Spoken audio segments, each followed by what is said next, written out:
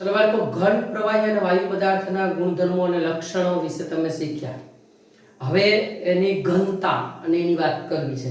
તો હું તમને પહેલા તો કહી દઉં ઘનતા એટલે શું અને પછી આપણે આ પ્રશ્નની ચર્ચા કરવી છે. બરાબર? તો પદાર્થના પ્રતિ એકમ કદના દળને તે પદાર્થની શું કહેવાય ઘનતા કહે છે. खबर पड़ी मारी बात? प्रति एकम कद न खबर पड़ती है तो सूत्र जुओ घनता बराबर प्रति एकम कद ल्यो અને ત્યારે એનું દળ કેટલું થાય ઈ એની ઘનતા. બરાબર? હવે તમે કોઈ પણ પદાર્થ લ્યો છો તો સ્પષ્ટ સમજો છો કે ઘન પદાર્થ હોય ને એની ઘનતા વધારે હોય. ઘન પદાર્થની ઘનતા વધારે હોય.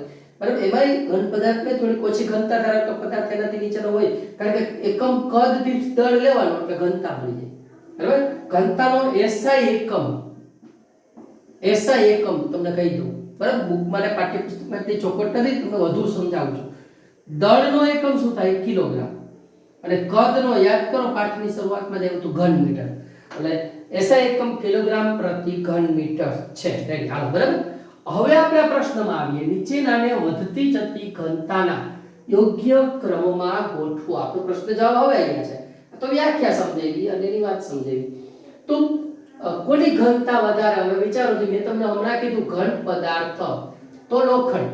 બરાબર? યોગ્ય ક્રમમાં ગોઠવો એટલે આપણે ચડતા ક્રમમાં ગોઠવી શકીએ. તો પહેલા આપણે લખીએ લોખંડ, એની ઘનતા વધારે છે. બરાબર? પછી બીજું કોણ? બીજા નંબરે ચોક. ટૂંકમાં ચોક કરતા લોખંડની ઘનતા વધારે. બરાબર? હવે ત્રીજા નંબરે કોણ આવે? તો હવે પ્રવાહી પદાર્થની વાત કરો. મધ છે, પાણી છે. બરાબર? તો એની પણ આપણે વાત કરી શકીએ આપણે. તો હવે આવે મધ, પછી આવે પાણી. તો તમને એમ થાય કે ચોક તો ઘન પદાર્થ છે, તો સોરી રૂ તો ઘન પદાર્થ છે, પણ રૂ છે ને બહુ વજનમાં હલકું એટલે રૂ પછી આવશે. બરાબર? હવે ત્યારબાદ શું આવશે? ધુમાડો આવશે, ચીમનીમાંથી નીકળતો ધુમાડો. અને છેલ્લે કોની ઘનતા ઓછી હોય? હવા. આ થઈ ગયું ઘનતાનો ક્રમ. પણ બાળકો આપણે એમ વિચારવું હોય કે આ ગ્રેટર ધેન ની નિશાની છે, પણ આને ઉતરતો ક્રમ લખો. ઘણી વખત એવું છે કે સ્માર્ટ બુકમાં એમાં જોશો તો ઉતરતો ક્રમ, તો તમારે હવાથી લખવાનું. બરાબર? અને લેસ ધેન ની નિશાની કરતી જવાની. ગ્રેટર ધેન એટલે લેસ ધેન તોય ચાલે. બરાબર?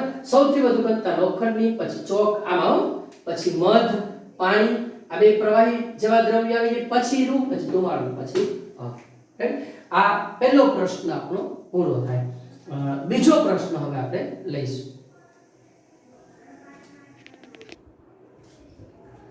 તો મિત્રો આપણો પ્રશ્નોત્તરનો બીજો પ્રશ્ન છે પદાર્થની ભિન્ન અવસ્થાઓના ગુણધર્મોમાં થતા ફેરફારો.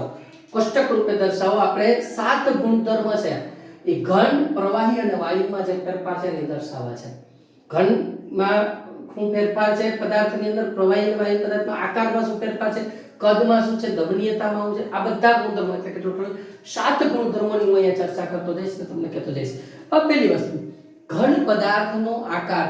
તમે ગુણધર્મો શીખી ગયા છો, તમે ગેસ કરી શકો છો, ધારી શકો છો. વિચારો ને શું કહેવાય ઘન પદાર્થના આકાર માટે? આકાર નિશ્ચિત હોય કે ના હોય? કયો જોઈએ? હા, જવાબ નિશ્ચિત હોય. ઘન પદાર્થનો આકાર કેવો હોય? નિશ્ચિત હોય. પ્રવાહી પદાર્થનો આકાર નિશ્ચિત હોય કે ના હોય?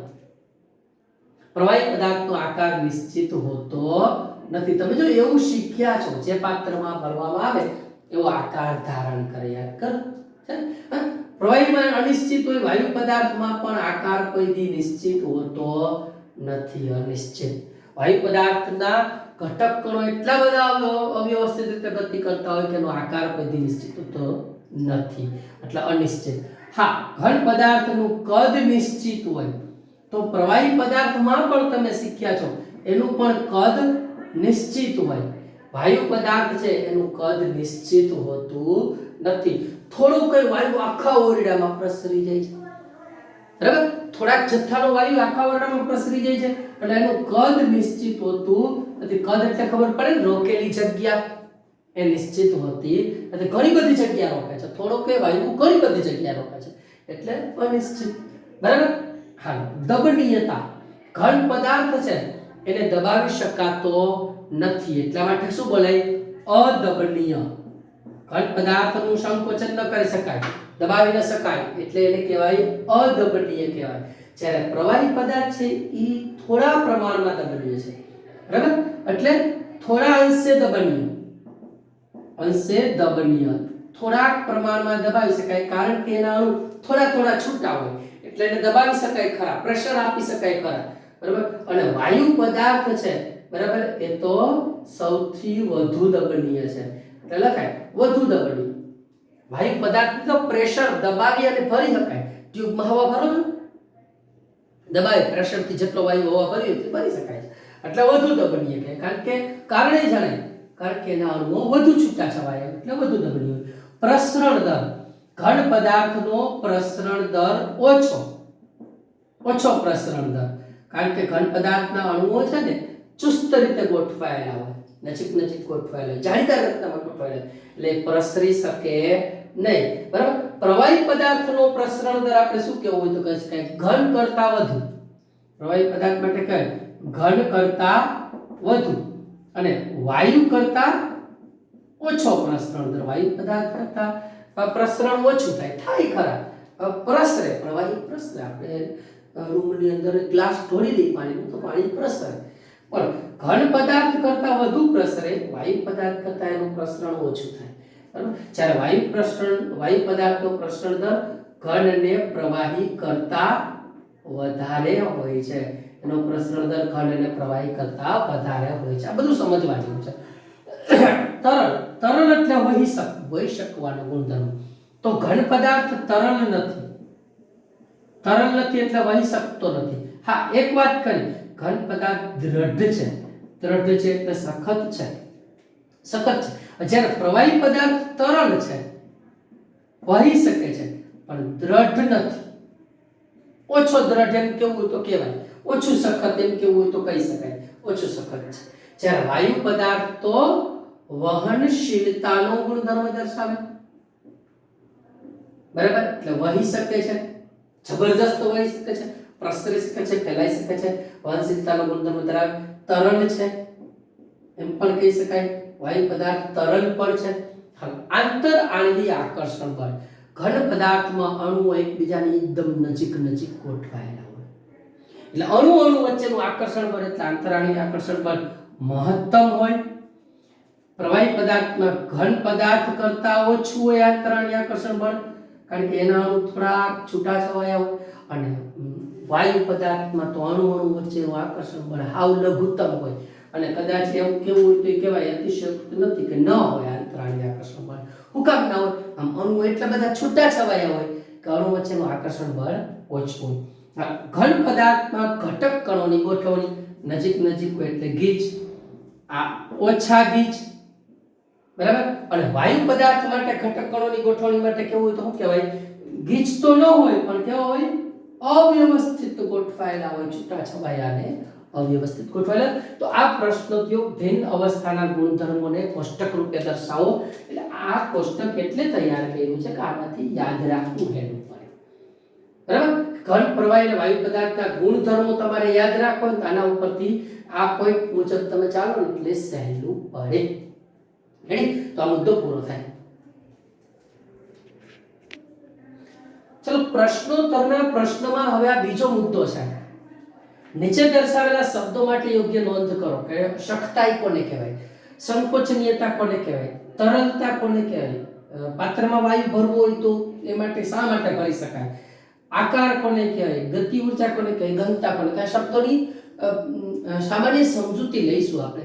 શક્તાઈ કે પદાર્થને બાહ્ય બળ આપવા છતાં પદાર્થ પોતાનો મૂળ ગુણધર્મ જાળવી રાખે છે. ઘન પદાર્થ હોય, બરાબર, લાકડાનું ટેબલ છે, તમે એને બહારથી દબાણ આપો ટેબલનો આકાર એવો જ છે, બરાબર, એટલે એ શક્તાઈ કહેવાય કે પદાર્થને બાહ્ય બળ આપવા છતાં પદાર્થ તેનો મૂળ ગુણધર્મ જાળવી રાખે છે. આ જાળવી રાખવાના ગુણધર્મને શક્તાઈ કહેવાય.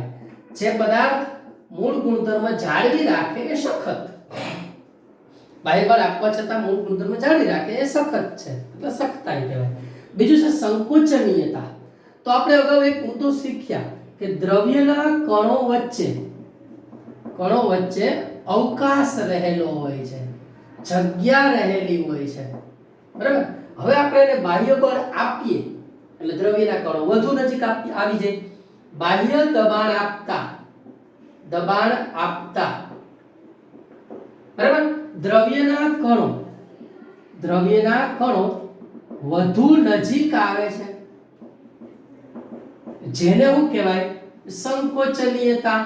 એટલે એનું શું થયું કહેવાય સંકોચન થયું કહેવાય, બરાબર. એ ગુણધર્મને સંકોચનીયતા કહેવાય. તરલતા. દ્રવ્યના કણો પાણી છે, પ્રવાહી છે કે વાયુ પદાર્થ છે, તરલ છે, તરલ એટલે વહી શકે, જુદી જુદી દિશામાં વહન પામે છે, જેને તરલતા કહેવાય. દ્રવ્યના કણો જુદી જુદી દિશામાં વહન પામે છે, બરાબર, જેને શું કહેવાય તરલતા કહે છે. તરલ કહેવાય છે, વહી શકે છે એટલે તરલ છે. હવે પાત્રમાં વાયુને ભરો તો વાયુ પદાર્થ કેવો હોય? વાયુ પદાર્થના ઘટક કણો અનિયમિત ગતિ કરતા હોય, છૂટાછવાયા હોય, અનિયમિત ગતિ કરતા હોય, બરાબર. એટલે એને પાત્રની અંદર ભરી શકાય છે. આ અનિયમિત ગતિને કારણે તેને પાત્રમાં ભરી શકાય છે એવું લખી નાખવાનું, બરાબર. આકાર, બરાબર. ઘન પદાર્થના ઘટક કણો છે. ઘન પદાર્થ કે ઘન દ્રવ્ય હોય એના ઘટક કણો નજીક ગોઠવાયેલા હોય એટલે એ નિશ્ચિત આકાર ધરાવે. તેથી તે નિશ્ચિત આકાર ધરાવે કારણ કે ઘન પદાર્થના ઘટક કણો નજીક ગોઠવાયેલા હોય. ગતિજ ઊર્જા. દ્રવ્યના ઘટક કણો ગતિશીલ હોય છે. આપણને આમ ન દેખાય ગતિશીલ હોય, પણ માનો કે તમે પાણીને ગરમ કરો, ઉકાળો એટલે એની વરાળ બને અને ઘટક કણો વધુ ગતિ કરવા લાગે, બરાબર. એટલે એ ગતિશીલતાને કારણે એનામાં રહેલી ઊર્જાને શું કહેવાય ગતિજ ઊર્જા. દ્રવ્યના ઘટક કણો સતત ગતિશીલ હોય છે, તો તેની સતત ગતિને કારણે